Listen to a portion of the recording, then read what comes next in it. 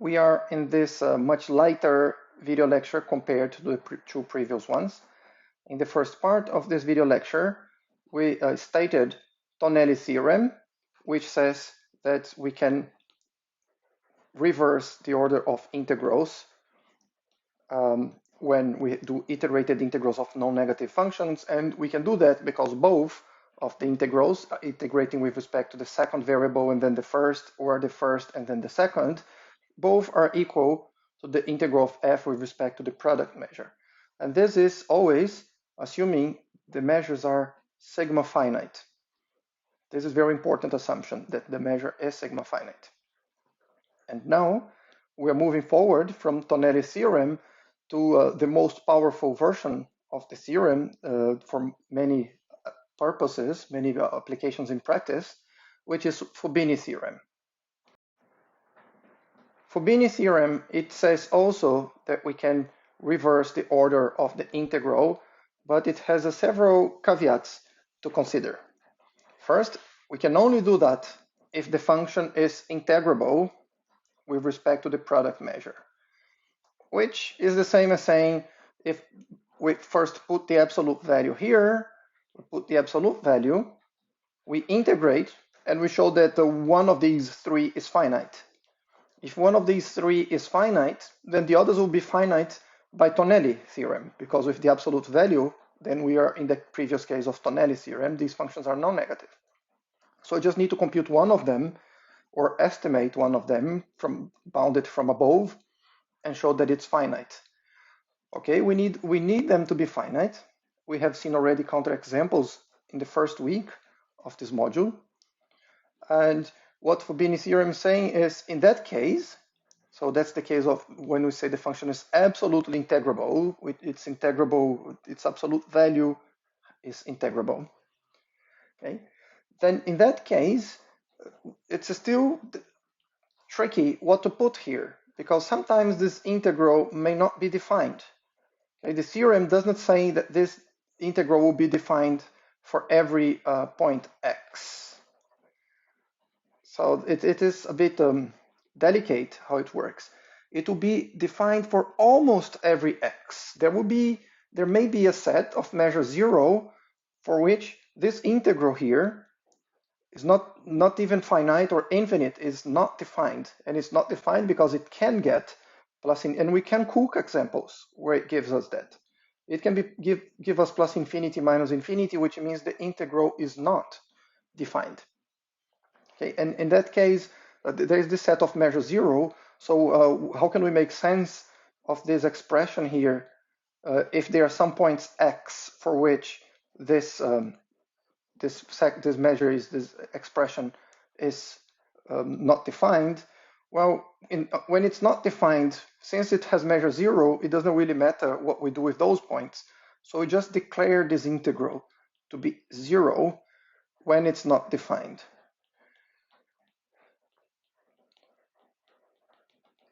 It's not that this integral is 0, but for the purpose of using its result inside another integral, we'll use 0 as if the result had been 0. Okay, and the same here. We understand this integral inside another integral as being replaced by 0 when it's not defined.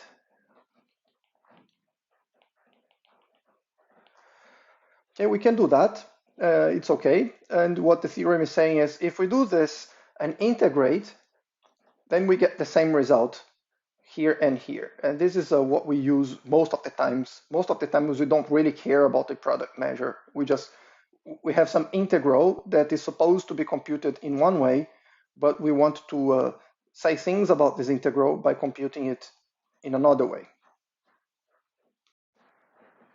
Of course, at this point, you can guess how you would go about proving something like this. There's still some subtleties involved. Okay? Of course, we're going to split f into its positive and negative parts. And we know from a previous lemma of a previous video lecture that when a function is non-negative and measurable, we can take the section of that function, which means freeze the first variable at one specific point and let the second variable be the only variable, so it's now a function of omega 2. So this fx is a function from omega 2 to r. We know this function is always a measurable. Okay? So it will be the case that the positive part and negative part are measurable by using the same property. Yeah.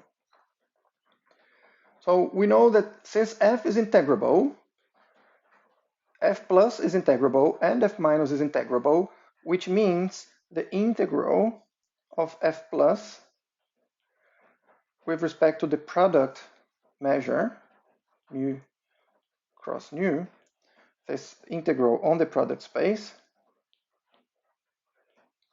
is finite. And we know that when an integral is finite, and we know that it is integral by Tonelli's theorem, this is the same as integrating on omega 1 the result of the integration on omega 2 of f plus of xy, mu integrate with respect to y first, and then integrate that with respect to x. So if this integral is a finite, then it means this integral is finite, which means the function inside here, this is a function of x, this has to be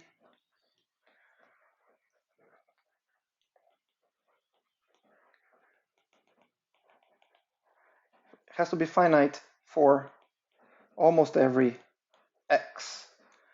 Okay?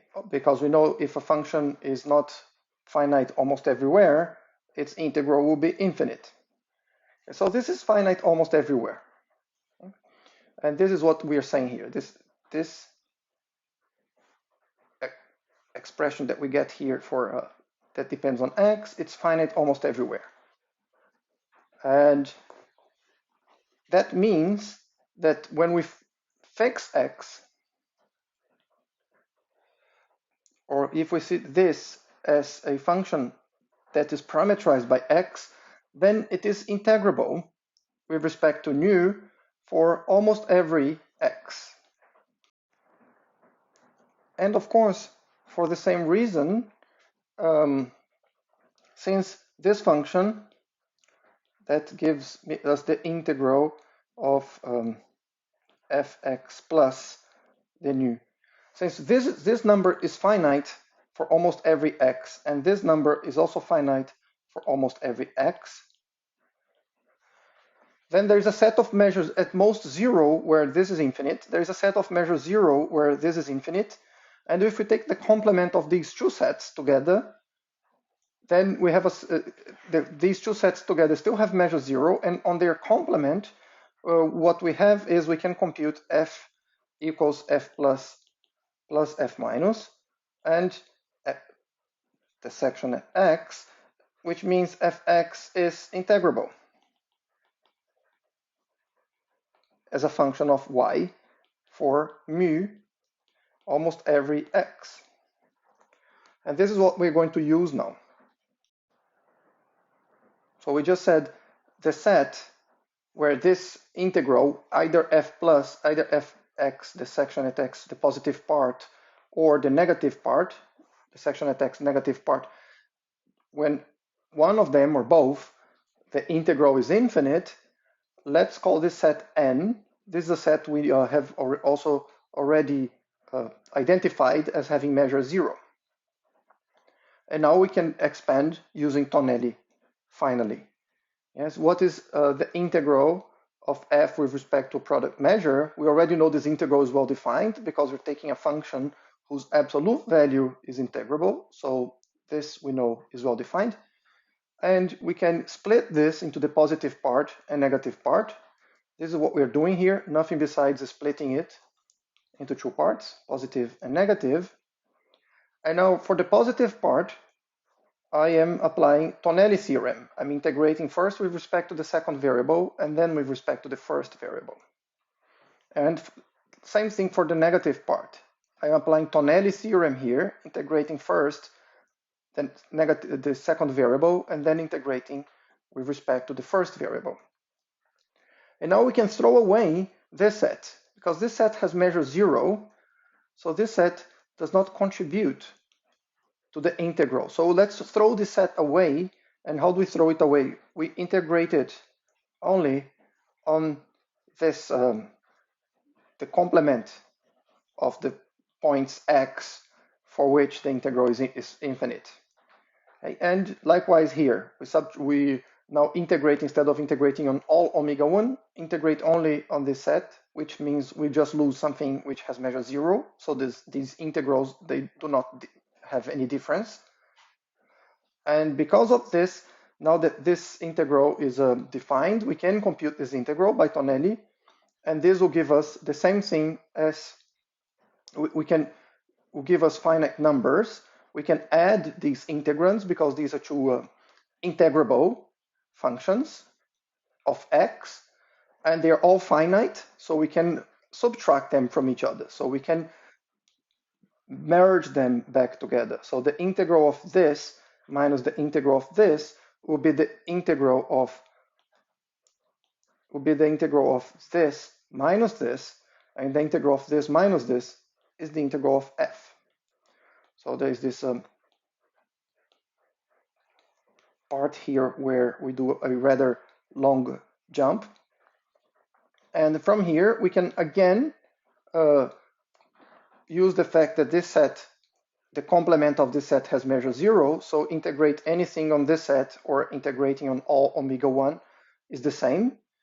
And this concludes the proof, because this is what we had to prove, is that the integral of function f equals the iterated integral of first doing with respect to one variable and then with respect to the other variable.